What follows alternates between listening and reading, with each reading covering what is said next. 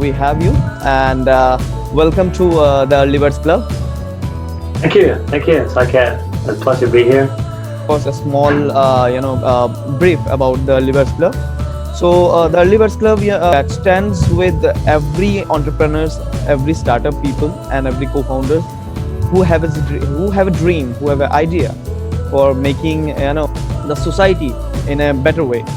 We help them in regards of mentorship. We help them in regards of counseling, guide, and of course with startup resources, with ample amount of knowledge. We do have products for startups and all.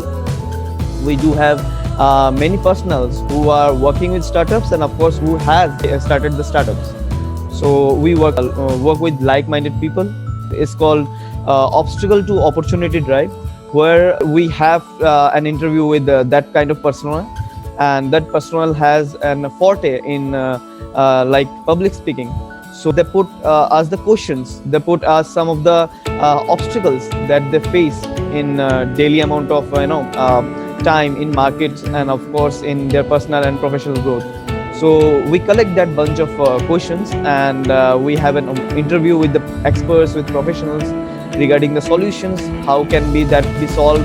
What is the exact root cause of that problem? Welcome to O2 Drive, and of course we are welcoming you with heartfully, and yes, please go ahead. We want to know something about you. All right. First of all, thank you very much that you took the time, and I think what you mentioned, obstacle to opportunity, what a great phrase, because that is really what we are set here on earth to do. I think is to solve obstacles, and the problems, the obstacles we have are what gives us opportunities and other people opportunities. So I think that's the whole process you have. We have an obstacle, we turn it into an opportunity. If we didn't have any obstacles, there wouldn't be any opportunities. So great phrase.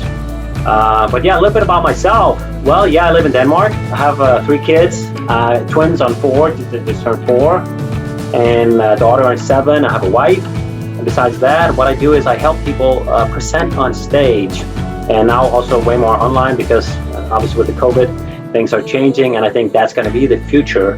Like me and you talking, this is just amazing. We have the whole world as our playground. We don't need to jump on a plane. Sure, it might be a little bit more engaging to be there physically, but on the other hand, you have way more opportunity to reach out to more people, impact more people. So that's what I help people with.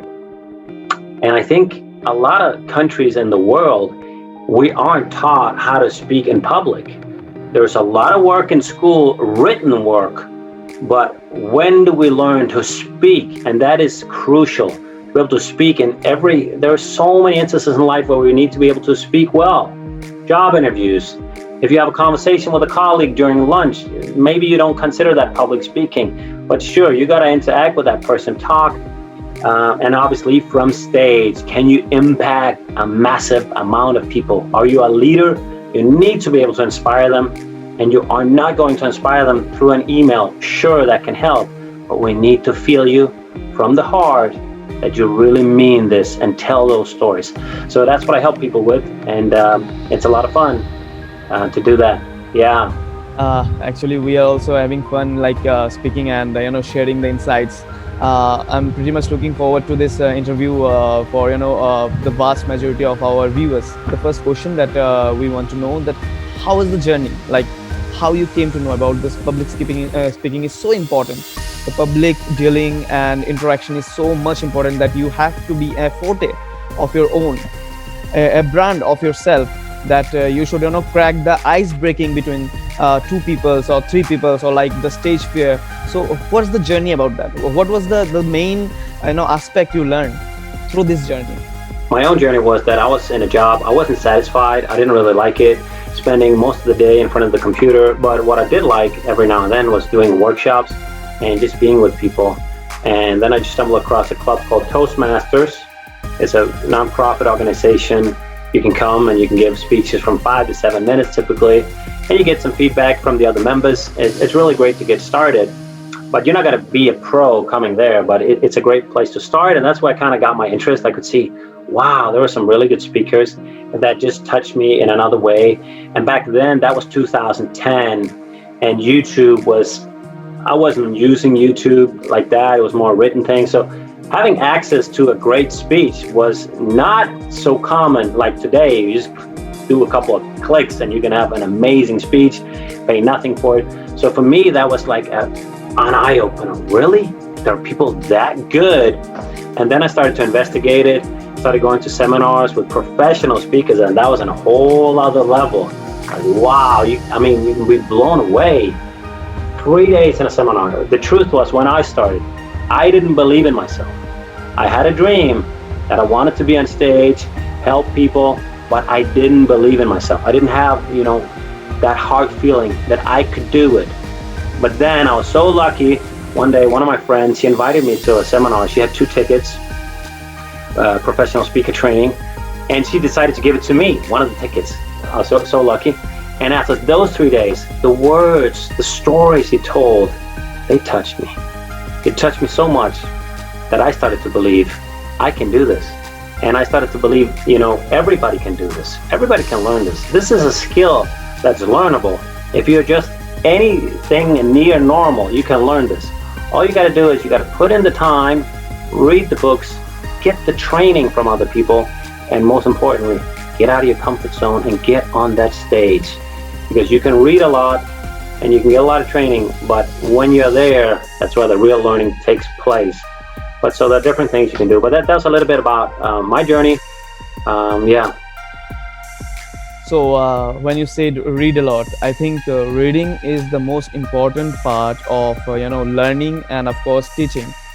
So when we read books, so we can gather the information, we can gather the hurdles that the person whom the book has been written has made or like has faced in the whole life, and how they just turn the obstacles to the opportunity. That was good. Yeah. The most important question of our viewers was how much public speaking is most important, or like how much important it plays roles in startup building, in entrepreneurship. It's a crucial thing because most startups, they need capital, and if you need to have capital raised, you need to be able to speak. You need to be able to tell your story. One thing is you have a great business case. Obviously, you need that because otherwise, the investor's like, I want my money back. But if you don't have the heart in, if you don't have the story in, they might as well go invest in another company. If you see the Dragon's Den or other shows, it's often because the people have a personal story they can relate to. Wow, that was a great story. I see where you're coming from. You want to help these people. So having a great story is crucial. And the people I help, they need to be able to pitch. If they can't pitch, the company will die because they can't attract capital. That's one thing. Obviously, later you also have to sell to your customers. And then you need to be able to speak. You need to be able to share your things. And it's so much more impactful to send a video, just a 1 or 2 minute video, than a long letter. I'm not saying a long letter can't help, can persuade, but if I send somebody, a client, a video, just like 30 seconds, hey, how you doing? Way more impactful than sending a short note. So we need to be able to speak, to sell, to attract the people we want to be around. And you're always in public speaking. You're always. If you're on a date, you're also, speaking. If you're in a job interview, you're also speaking. If you're one-on-one with your friend, you're also speaking. But sometimes it's life or death for your business. Recent activity was that a startup has a very good product, and they has a very best business case so far we have seen, but they didn't crack that pitch deck. They didn't crack that interview because of the communication gap, because they didn't know exactly how to convey themselves, how to express their brand to themselves, how to express their brand to the market. So I think communication plays is a crucial role in pitching. How much importance do you think that self-branding can make, and how far they can go with the self-branding thing towards the venture capitalist and the fundraisers, and of course towards their goal? What is the crucial role of self-branding and all for them? Yeah, well, branding is incredibly important because ultimately people don't just buy a product. Take a car like Tesla.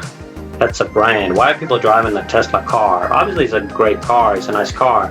but it's also sending a signal. I care for the environment. So what's the brand you want to do? And yeah, you're also sending a signal. I probably have a lot of money. That's the other thing. So branding is incredibly important. It means, I think, more than people think. And you can create your own brand today. It's not hard. Putting out videos on LinkedIn, on YouTube, positioning yourself, and finding the uniqueness that you have. Don't try to copy everyone else. Be a little bit unique. Have your own systems, your own methodologies. Sure, you don't have to invent everything from scratch, but make a twist so it's slightly different, and you can attract some people and be that brand. Yeah. So don't be afraid to stand out. I think we're too afraid to stand out. An entrepreneur is an entrepreneur when he's solving any problem of the society with any product, or like an existing product that he twisted so much good that the problem has been solved from 30% to 70%. So we always call them those entrepreneurs. And if we can say that self-branding is most important, like what is the way, what are those procedures that we should follow for, self-branding, and if we can say company, professional and business branding. So what are the exact initial steps we can move forward? I think it's a lot about being authentic, being yourself, being able to go out and say, you know what, I struggled with this. This was hard for me. I just shared, the personal story about how I didn't believe in myself. And so the way that's a brand, having your own style, having your own energy, just being yourself, your best version. I think that's the number one thing, because we can feel when it's fake. And it's the same when you go on stage. We can feel if you're trying to be a Tony Robbins clone, Brendan Bouchard clone. They are great speakers. I don't want you to be you. I've seen speakers that stand almost still. They're not moving very much. Typically, I would say, loosen up a little bit, use your body. But it worked for that person. He was a great storyteller. Like, he had the whole audience. And with those small, subtle movements, we were there. We saw the person.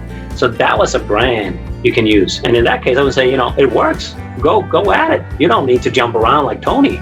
For other people, it will work. All right? So really sticking to your core, to your inner, and I think being guided by your heart, what you feel is right.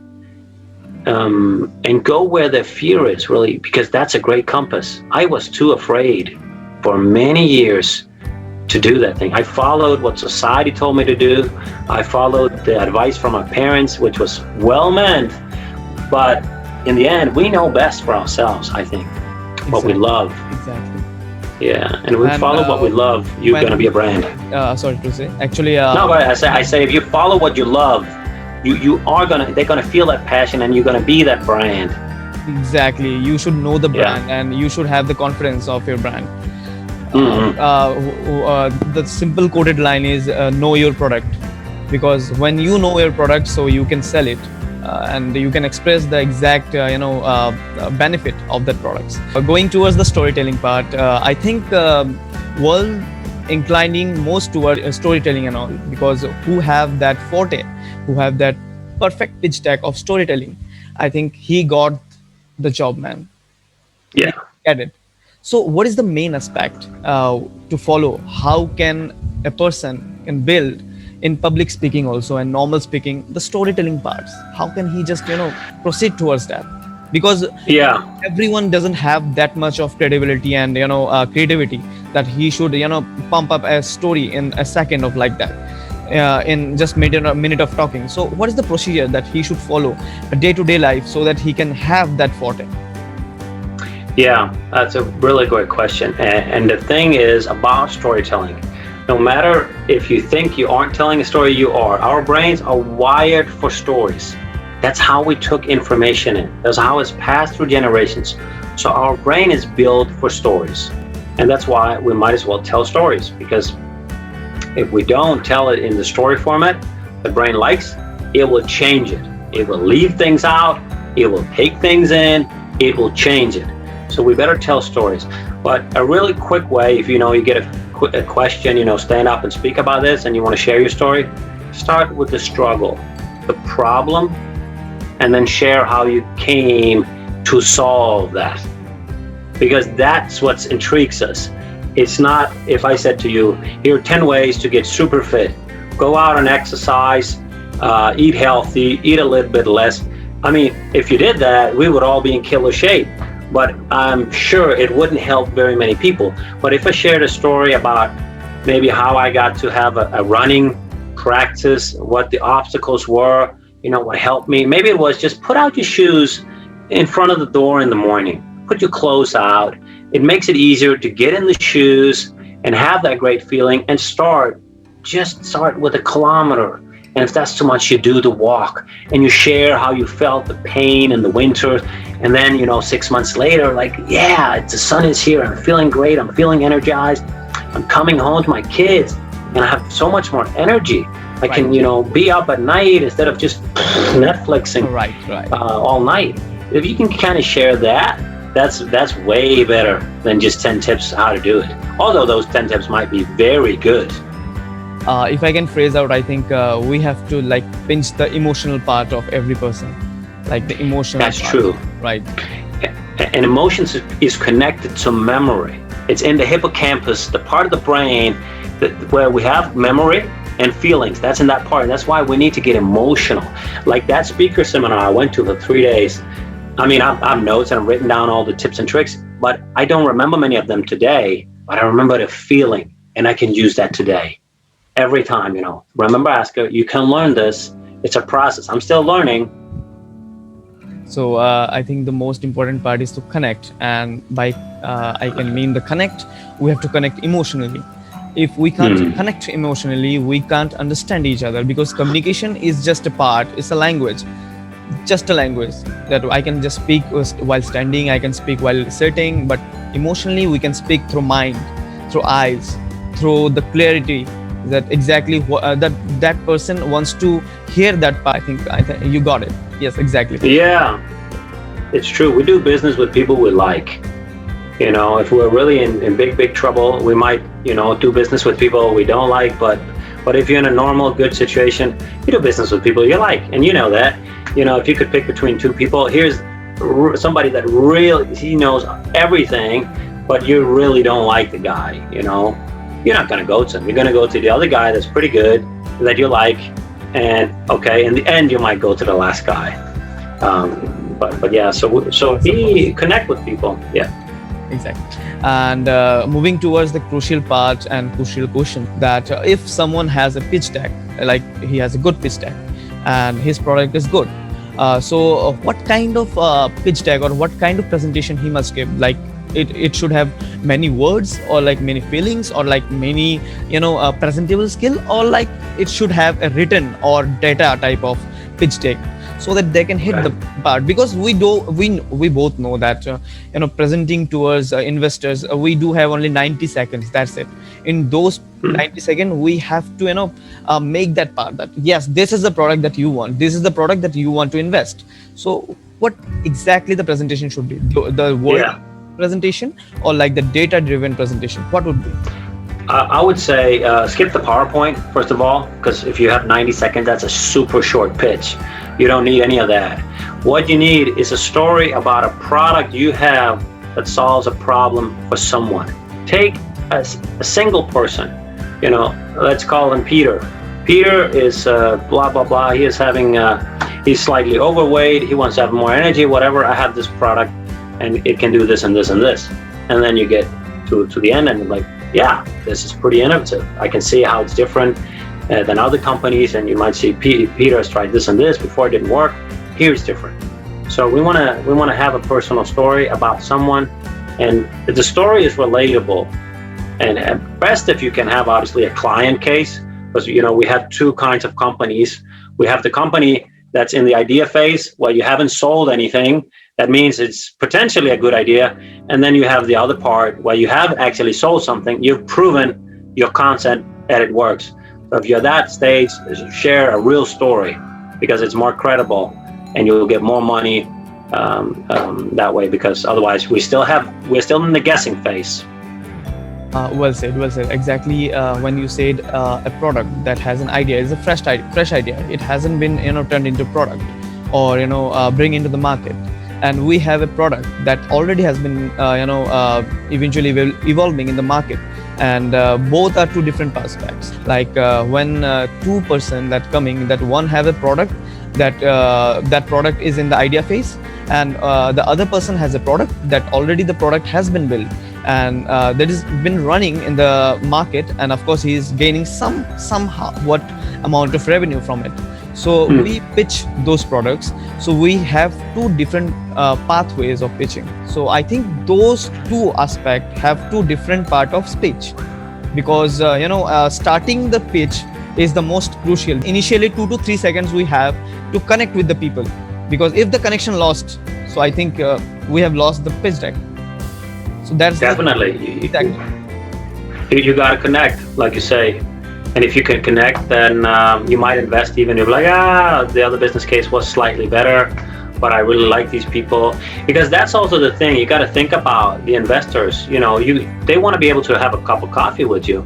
They want to know if they're in the neighborhood. Oh, you know what? I got this company here. Oh, I'll just check up, with Peter and John, how they're doing. If they don't like them, they're like, it's not so much fun to work with them. So they want to have somebody that they can have a good time with. You don't have to be best buddies. But it's got to be nice if they drop by the office and have a meeting. So that is really worth thinking about, being a likable person. Like I do have 3 people in my LinkedIn connection, for example, and I want to approach them for making a relationship, for making further most beautiful relationship that can share our viewpoints. We can take good thoughts from them, and of course if everything goes in good direction and good path, we can make them a partner, or like we can go and collaborate. So what is the way of connecting with people? Well, I can ask you this question. Who are your best friends? Your best friends are probably people that are similar to you, maybe have some similar backgrounds, similar struggles. You went through some of the same things. So if you are open about sharing some of your failures, your flaws, not taking yourself too seriously, being okay with that. That doesn't mean you're not a serious person, but being able to be vulnerable, that will connect more than anything else. So when I go on stage, I don't start by sharing how amazing I am, how good I am. I will share some stories about things that went wrong. And then the people will be like, I can recognize that in myself. Exactly. Really? He was there? He was that deep down? He was that scared? He woke up 3 at night before he had to go out and speak to 20 entrepreneurs, and he was paid $60. He was that scared. That was my first speaking job paid, right? $60. I woke up 3 in the night. Like, maybe they weren't that nervous, but people will connect with it if they have some sort of fear. I'm like, that's a likable person. I kind of like that person because we have something in common, So I would say, share the things you struggle with in life. You take off the armor. You don't try to better yourself, and then later it's much easier to share. What, today it's a bit easier for me because I've done all this, and they can see how much you worked at it. So yeah, I would say that's a great way to connect. So what will be the connection procedure? Like we have to just send a mail, or like you mean on LinkedIn, for instance? An example for in professional aspect only. You've said about the personal aspect, so I'm asking about the professional also. Yeah, I would say, if I just want to connect with some people, for instance on LinkedIn, that maybe we're not going to do business, but I just kind of want to connect and see where things could go. Exactly. I might just reach out and say, interesting profile, I can see you're doing some interesting things, and we do have a lot in common. I would like to follow you and hopefully learn along the way from your posts. So you kind of elevate them, but you don't elevate them like in a truthful way. You have to find something where you praise them for the truth. If you just say, for instance, to somebody, you look amazing. Yeah, okay, nice, but maybe if I said, you got a killer belt there, man, that looks awesome to that shirt. That's more truthful, because I took the time and I found something, and he's like, the guy's not lying, he really means this, rather than you look amazing. It's kind of a little bit genuine, where it's just flattery. You might mean it, you might not. So find something, specific details that you can praise them on. And you can see the guy took some time actually to look at your profile and know you a little bit, rather than just a generic, hey, great to connect with you. I would say that, yeah. Exactly, the spending some time for observing, because people always do observe that he just said it out loud, like in a eventual way, or like he actually observed. So the last question is, how can you define a startup and entrepreneur to be of himself, or like what you want the most important spice to be in there, grow their business and grow their product for much better aspect? I think it's really finding your passion, like discovering why are you doing this?